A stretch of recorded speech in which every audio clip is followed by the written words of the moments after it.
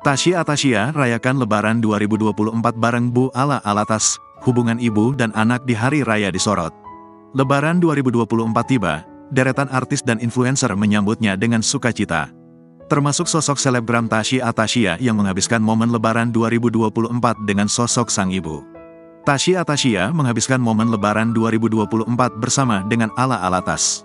Sebelumnya diketahui bahwa hubungan Tasya Atasya dan Bu Ala Alatas disebut tak begitu baik. Sejumlah rumor bahwa keduanya tak akur sempat beredar di media sosial.